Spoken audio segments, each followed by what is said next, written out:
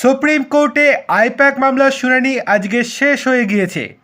আপনাদেরকে কিছুক্ষণ আগেই যেটা জানিয়েছিলাম, রাজ্যের আইনজীবী শ্যাম দেওয়ান চেষ্টা করছেন সময় নষ্ট করতে, এবং সেই সময় নষ্ট করার যে উদ্যোগ, সেই উদ্যোগ বা চেষ্টাতে সম্পূর্ণরূপে সফল হয়েছেন তিনি।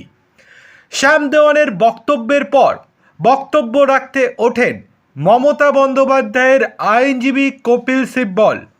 কপিল সিব্বল বারংবার একই কথা ঘুরিয়ে ফিরিয়ে বলতে থাকেন। তিনি বলতে থাকেন, ইডির করা মামলার কোনো ভিত্তিই নেই, ইডি যে মামলা করেছে তার কোনো অধিকারই নেই। হাইকোর্ট বা সুপ্রিম কোর্টে এই মামলা কখনোই গ্রহণযোগ্য নয়। ইডি যে অভিযোগ করেছে সেই অভিযোগের কেন ভিত্তি নেই, এই জন্য তিনি বিএনএসের 32 নম্বর ধারা উল্লেখ করেন। এর পরবর্তীতে কোনো রকম সিদ্ধান্তে পৌঁছাতে পারেনি সুপ্রিম কোর্ট।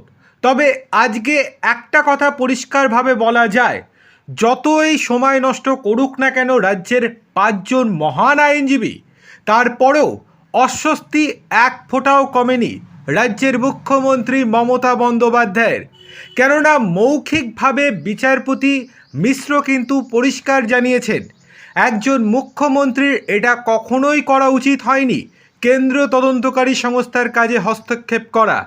আজকে তিনি যদি এই রকম কাজ করেন, কাল যদি অন্য কোনো মুখ্যমন্ত্রী একই কাজ করে, তাহলে তার দায়ভার কে নেবে? রাজ্যের আইনজীবী কি দায়ভার নেবে? প্রশ্ন তুলে দিয়েছিলেন বিচারপতি মিশ্র।